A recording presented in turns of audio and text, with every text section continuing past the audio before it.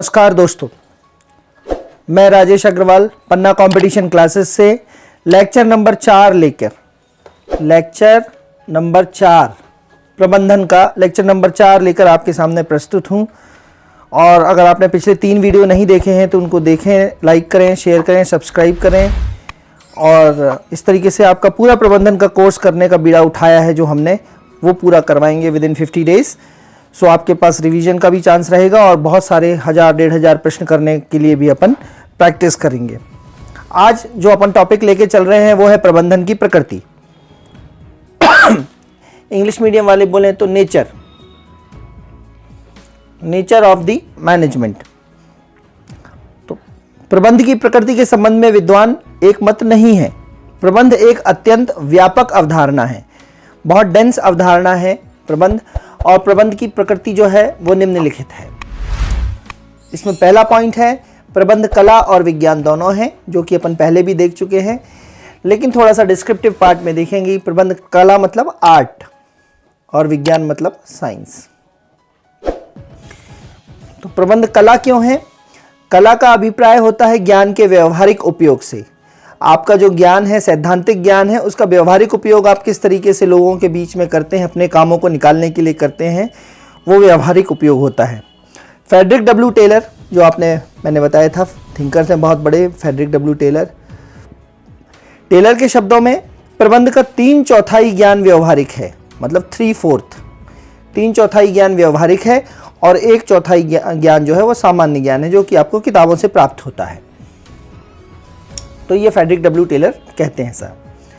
फिर श्रेष्ठ परिणामों की प्राप्ति हेतु सैद्धांतिक ज्ञान को व्यवहारिक ज्ञान से मजबूत करना आवश्यक है। जो सैद्धांतिक ज्ञान है, किताबों से अर्जित ज्ञान है आपका, उसको व्यवहारिक ज्ञान से मजबूत करना जरूरी है। और कला यही कार्य करती है। जैसे कहते हैं ना कि कृष्ण जो है वो 16 कलाओं में माहिर थे। 16 कलाओं में माहिर थे मतलब जहाँ साम दाम दंड भेद हर तरीके से वो अपना कार्य निकालने में माहिर थे। जबकि श्री राम के बारे में कहते हैं कि वो कुछ एक 6 कलाओं में माहिर थे। तो सोचिए आप, 16 कलाओं में माहिर होना मतलब कला जो है वो कितनी प्रभावी रूप से व्यवहारिक ज्ञान होती है, ये श्री कृष्ण से पता चलता है। और इसका एग्जाम्पल जो है अपन आगे जाके पढ़ेंगे, प्रबंधन के सिद्धांत जो पढ़ेंगे उसमें पढ़ेंगे टेलर का वैज्ञानिक प्रबंध का सिद्धांत, scientific management theory of Taylor का वैज्ञानिक प्रबंध का सिद्धांत, scientific management theory of Taylor, Frederick W Taylor. ये बहुत इंपॉर्टेंट है, साइंटिफिक मैनेजमेंट। इसके बाद अपन बात करते हैं प्रबंध जो है वो विज्ञान भी है। कैसे? व्यवस्थित ज्ञान जो निश्चित सिद्धांतों पर आधारित हो, व्यवस्थित ज्ञान जो निश्चित सिद्धांतों पर आधारित हो, अवलोकन, ऑब्जर्वेशन तथा प्रयोगों द्वारा सिद्धांतों का प्रतिपादन किया जाता है और विज्ञान की 2 श्रेणियों में विभाजित करते हैं। ठीक है, तो निश्चित सिद्धांतों पर अवलोकन हो, प्रयोग हो, सिद्धांत हो, व्यवस्थित ज्ञान हो, यही विज्ञान है। तो विज्ञान का मतलब होता है विज्ञान की 2 शाखाएं होती हैं, 2 श्रेणियां होती हैं। विज्ञान मतलब वास्तविक विज्ञान और आदर्श या नीति प्रधान विज्ञान।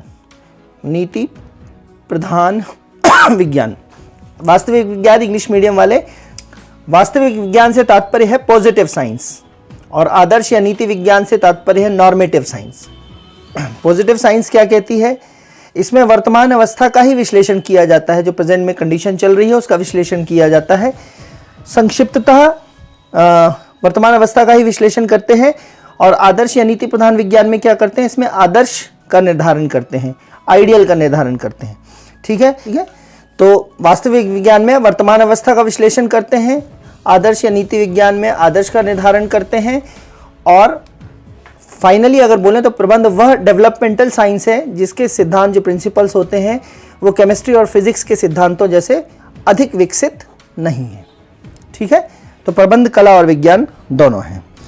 स्टैनले टेली ने तो प्रबंध को 10% विज्ञान व 90% कला कहा है। प्रबंध बेसिकली कला ही है, आर्ट है प्रबंध, लोगों से काम लेने की कला है ना, कम से कम संसाधनों में मैक्सिमम उत्पादन करने की कला, ये होती है प्रबंध। तो प्रबंध को स्टैनले टेली ने क्या कहा है? 10% विज्ञान और 90% कला। ठीक है, तो टेली ने 10%, टेली ने 10% विज्ञान कहा है और 90% कला कहा है। इस तरीके से टीका बना के आप याद कर सकते हैं। दूसरा पॉइंट है प्रबंध की प्रकृति में प्रबंध की प्रकृति में दूसरा पॉइंट है, प्रबंध एक पेशा है। पेशा अर्थात प्रोफेशन, पेशा मतलब प्रोफेशन। तो प्रबंध वह व्यवसाय है जिसमें किसी विशेष प्रकार के मस्तिष्क संबंधी या शारीरिक योग्यता की आवश्यकता होती है। या तो आप दिमाग से काम करते हैं या शरीर से काम करते हैं किसी पेशे में, और बिना प्रबंध के पेशा नहीं चलाया जा सकता है। अगर आप प्रबंध नहीं कर रहे हैं तो आपका पेशा नहीं चलेगा। यहां मैं एक बात आपको बताना चाहूंगा कि व्यवसाय और व्यापार में क्या अंतर होता है।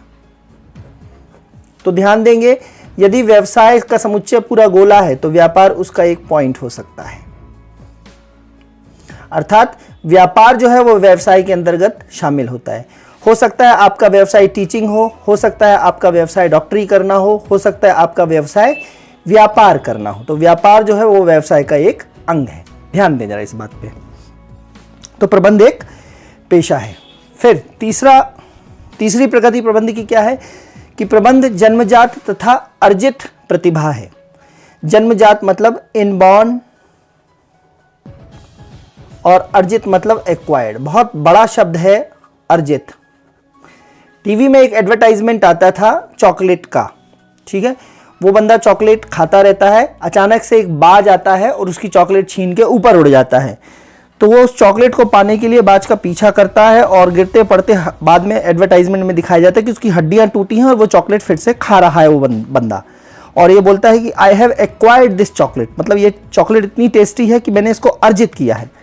तो अर्जित करने का मतलब है अपने परिश्रम खून पसीने से जो चीज आपने पाई हो वो कहलाता है अर्जित प्रतिभा। तो प्रबंध को आप या तो जन्मजात प्रबंध होता है, जो आपकी क्षमताएं जन्मजात प्रबंधन की होती हैं वो होती हैं, या आपने उसको अपनी ट्रेनिंग डेवलपमेंट और खून पसीने से उसको प्रबंधन को सीखा होता है, तो उसको बोलते हैं एक्वायर्ड या अर्जित करना या उपार्जित करना।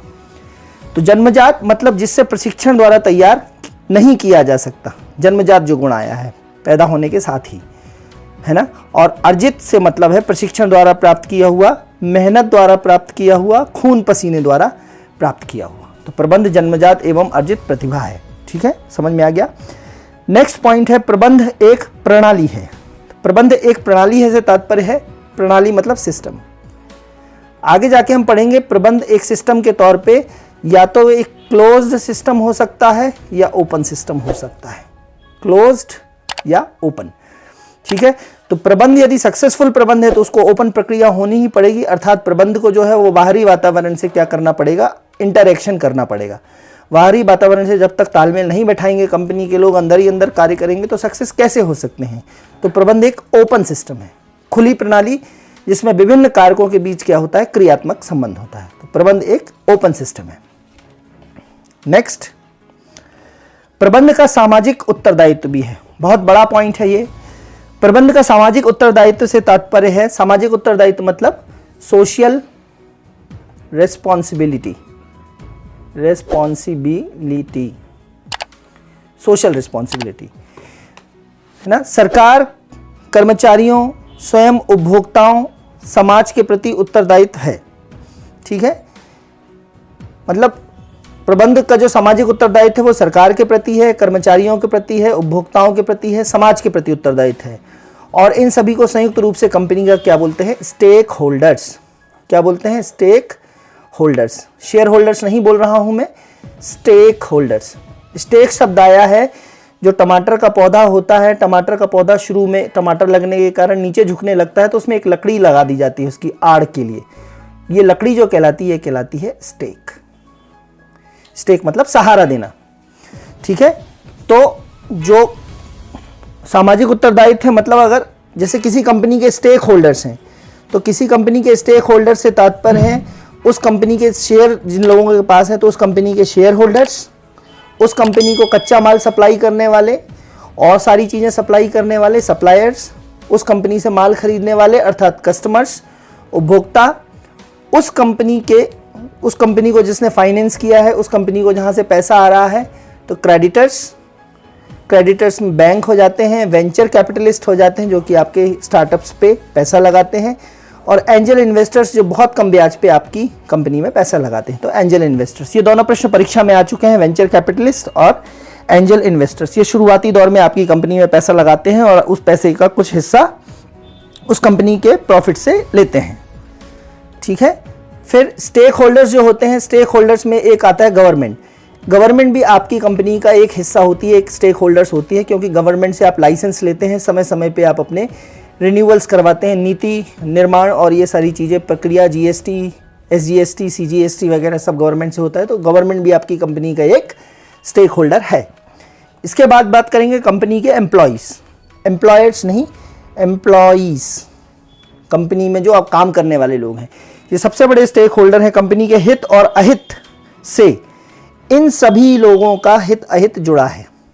अगर कंपनी अच्छा करेगी तो शेयर होल्डर्स को लाभ होगा, सप्लायर से ज़्यादा माल आएगा, कस्टमर ज़्यादा माल खरीदेंगे, बैंक ज़्यादा पैसा लगाएंगे, बैंक को ज़्यादा ब्याज मिलेगा, गवर्नमेंट खुश रहेगी, गवर्नमेंट के पास अलग अलग चार्जेस पहुँचेंगे, अलग अलग जो शुल्क साल के लगते हैं वो पहुँचेंगे, और कंपनी के एम्प्लॉयज़ का निश्चित तौर पर सैलरी में वृद्धि होगी और खुश रहेंगे वो।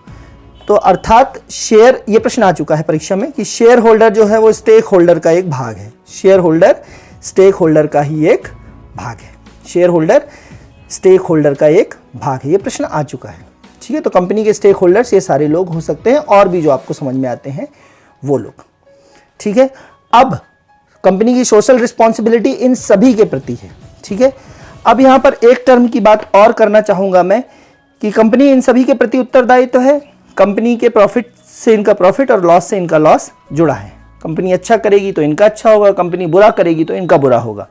ठीक है, अब एक नोट ध्यान देंगे, CSR एक टर्म होती है, इसका फुल फॉर्म आया हुआ है परीक्षा में, कॉर्पोरेट सोशल रिस्पॉन्सिबिलिटी, अर्थात कंपनी का सामाजिक उत्तरदायित्व।